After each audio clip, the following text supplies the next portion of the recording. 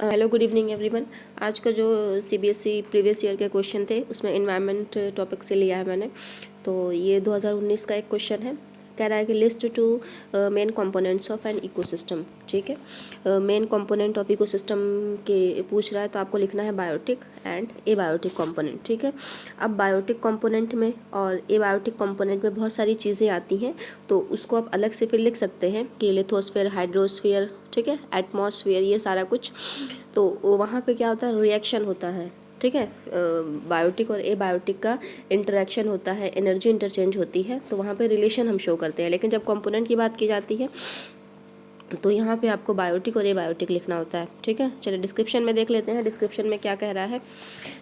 The abiotic components जो होते हैं वो इंक्लूड करते हैं फिजिकल एनवायरनमेंट। ठीक है, जैसे कि क्या हो गया आपका एयर, जैसे कि क्या हो गया आपका वाटर, जैसे कि क्या हो गया आपका सॉइल। ठीक है, जैसे कि क्या हो गया आपका सारी एयर में कार्बन डाइऑक्साइड, नाइट्रोजन, सल्फर, सारा कुछ आ गया। तो ये सारी चीज़ें जो हैं वो आपकी एबायोटिक कंपोनेंट्स होती हैं। लेकिन जो बायोटिक कंपोनेंट्स होते हैं ये inter dependent community of living organism, यानी कि इन बायोटिक कंपोनेंट में आप कहते हैं प्लांट और एनिमल आते हैं। मेनली प्लांट और एनिमल ही आते हैं, लेकिन इसमें माइक्रोब्स को भी यूज़ किया गया है, यानी कि माइक्रोब्स को भी बताया गया है कि माइक्रोब्स जो है वो भी तो लिविंग है। तो बायोटिक में जो भी चीज़ें लिविंग होती हैं वो आती हैं। तो आपका बायोटिक में आ गया माइक्रोब्स, प्लांट एंड एनिमल आ गए। ठीक है, चलिए नेक्स्ट क्वेश्चन डिस्कस करते हैं, जो कि आया हुआ है आपका 2017 में। कह रहा है कि बायोलॉजिकल मैग्नीफिकेशन क्या है। तो एक दिन मैंने आपको क्लियर किया था बायो मैग्नीफिकेशन, तो वहाँ पे बायोलॉजिकल मैग्नीफिकेशन था, वो वीडियो पड़ी हुई है प्लेलिस्ट में, तो आप चेक कर लीजिएगा। सेम चीज़ें वही हैं जो मैंने आपको बताई थी, वो ज़्यादा क्लियर हो जाएगा। ठीक है, अच्छा नेक्स्ट देखते हैं हमें क्या कह रहा है कि name two man made ecosystem. Ecosystem क्या होता है कि प्लांट एनिमल का जो रिलेशन होता है, प्लांट और एनिमल या बायोटिक एबायोटिक जो एक दूसरे के साथ इंटरेक्शन कर रहे हैं, एनर्जी का एक्सचेंज कर रहे हैं। कैसे एनर्जी का एक्सचेंज कर रहे हैं, देखें आपको ये जो सन था, ठीक है, सन ने अपनी एनर्जी दी प्लांट को, तो प्लांट ने क्या किया, अपना खाना बना लिया। अब इस प्लांट को खाया क्या कहते हैं, प्लांट ने अपना खाना बनाया और रिलीज़ किया ऑक्सीजन। अब इस ऑक्सीजन को लिया किसने, ह्यूमन ने लिया। ह्यूमन ने रिलीज़ किया कार्बन डाइऑक्साइड, कार्बन डाइऑक्साइड को प्लांट ने ले लिया, है ना। तो ये जो सिस्टम है एक दूसरे का, लिविंग का नॉन लिविंग के साथ जो रिलेशन है, या बायोटिक का बायोटिक के साथ जो इंटरेक्शन है, उसी को इकोसिस्टम कहा जाता है।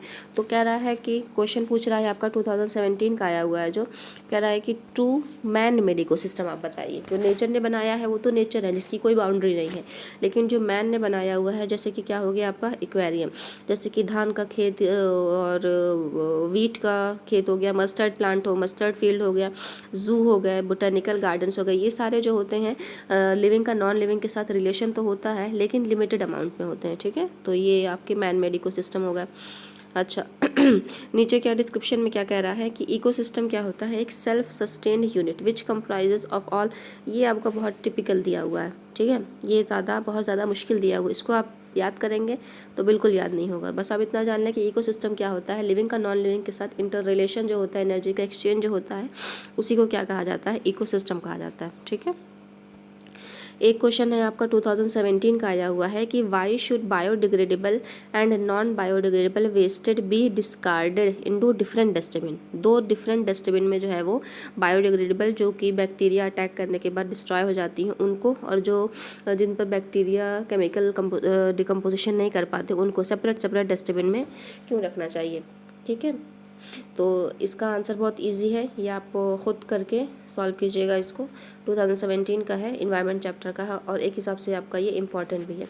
ठीक है, तो बायोडिग्रेडेबल को और नॉन बायोडिग्रेडेबल को जो है वेस्ट को अलग अलग में क्यों डस्टबिन में रखना चाहिए। अगर आपको बायोडिग्रेडेबल के बारे में नहीं पता है तो आप कमेंट में कर दीजिएगा, मैं बता दूंगी। अदरवाइज़ ये मैंने क्लास में एक्सप्लेन किया हुआ ऑलरेडी, तो ये क्वेश्चन आपको खुद करना है। ठीक है, एक क्वेश्चन क्या कह रहा है 2013 और 19 और 13 में आया हुआ है कि जो फ्लो ऑफ एनर्जी है इकोसिस्टम का, वो कैसा होता है। यूनिडायरेक्शनल होता है, बाई डायरेक्शनल होता है, मल्टी डायरेक्शनल होता है, और कोई स्पेसिफिक डायरेक्शन नहीं होती। तो ऑब्वियस सी बात है कि जो एनर्जी का फ्लो है वो सनलाइट से जो है वो एनर्जी कहाँ पे गई, प्लांट को गई।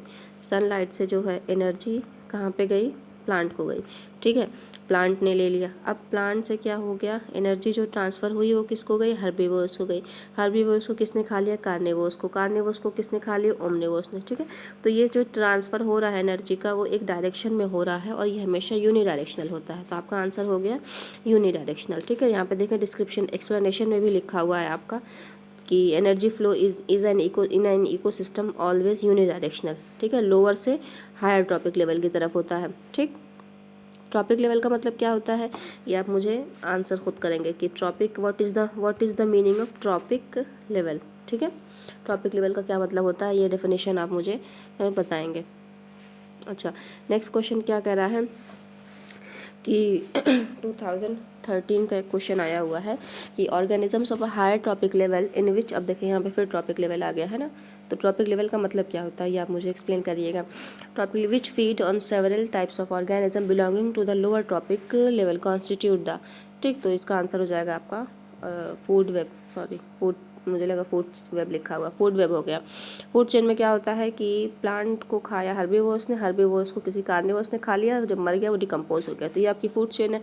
लेकिन फूड वेब में क्या होता है, कई सारे ऑर्गेनिज्म जो है वो एक दूसरे को खा सकते हैं। अब जैसे क्या है कि ये प्लांट है, ठीक है, तो प्लांट को चाहे तो हर्बीवोर्स खा सकता है, ग्रास हॉपर भी खा सकता है और कोई लोअर ऑर्गेनिजम्स भी खा सकता है, ठीक है। अब इस ग्रास हॉपर को इंसेक्ट ने खा लिया, इस हर्बीवोर्स को कार्निवोर्स ने खा लिया, तो ये जो डिफरेंट चेन बनती जा रही है ना, यही फूड वेब होता है। तो यही पूछ रहा है आपका कि higher trophic level which feed on several types of organism, जो हायर ट्रॉपिक लेवल पे, जैसे कि यहाँ पे हायर ट्रॉपिक लेवल पे कौन आ जाएगा, जैसे कि यहाँ पे आपका आ गया ओमनिवर्स, ठीक है। अब ओमनिवर्स जो है वो कार्निवर्स को भी खा सकता है, ओमनिवर्स जो है वो हर्बीवर्स को भी खा सकता है ना, तो इसलिए इसका आंसर हो जाएगा आपका फूड चेन, ठीक। अच्छा, नेक्स्ट देखें क्या है। एक क्वेश्चन है आपका कि फूड वेब जो होता है वो कॉन्स्टिट्यूट करता है, फूड वेब में होता क्या है। इसमें बहुत सिंपल है कि वेरियस इंटरलिंक्ड फूड चेन होती है इकोसिस्टम में। फूड चेन जो है वो किसने किसको खाया, कौन किसको खाता है, यही फूड चेन है। हु ईट हुम, ठीक है, किसने किसको खाया, यही आपकी फूड चेन है। तो और फूड वेब में क्या होता है कि बहुत सारी फूड चेन एक दूसरे से कनेक्टेड होती हैं, ठीक। अब देखें एक्सप्लेनेशन में क्या कह रहा है कि फूड वेब जो होता है इस constituted by various interlinked food chain. हाँ भाई, हम समझ गए। नेक्स्ट क्या कह रहा है, in ecosystem in nature food chains do not operate in isolation, अकेले नहीं होता है।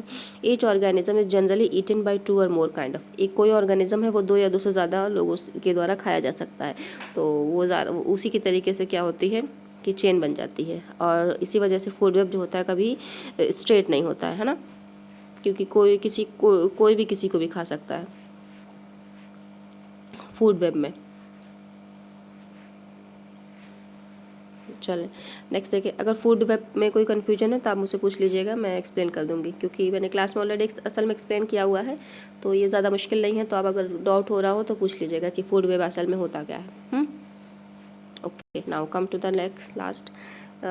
हाँ भाई, ये भी देखें, बहुत ये वाला क्वेश्चन मैंने आपको कराया हुआ है, देखें 2013, 14, 15 में आया हुआ है, और इसका पूरा एक वीडियो बना हुआ है बायोमैग्निफिकेशन का, बायोलॉजिकल मैग्निफिकेशन का, तो आप अगर वो वॉच कर लेंगे तो ये ईजी से हो जाएगा आपका क्वेश्चन। एक और क्वेश्चन क्या कह रहा है कि it was found that water from a river was contaminated with coliform bacteria. अभी ये कल मैंने आपको बताया था कि अगर कोई वाटर है जो बैक्टीरिया के थ्रू कंटामिनेट यानी दूषित हो गया है तो ये किस तरह का पॉल्यूशन हो सकता है, ठीक है। ये पोल्यूटेंट जो है वो किस चीज़ के मिक्स होने की वजह से हुआ, फर्टिलाइज़र की वजह से हुआ, इंडस्ट्रियल वेस्ट हुआ है, कि पेस्टिसाइड की वजह से हुआ, या ह्यूमन फीकल मैटर। तो ऑब्वियस सी बात है कि जब ह्यूमन की बॉडी के इनसाइड में होता है ये कॉलीफॉर्म बैक्टीरिया, ठीक है, जो कि इंटेस्टाइनल प्रॉब्लम क्रिएट करता है ना, तो वो फीसेस के फॉर्म में जब आएगा तो ह्यूमन फीकल मैटर ही तो होगा उसका आंसर, ठीक।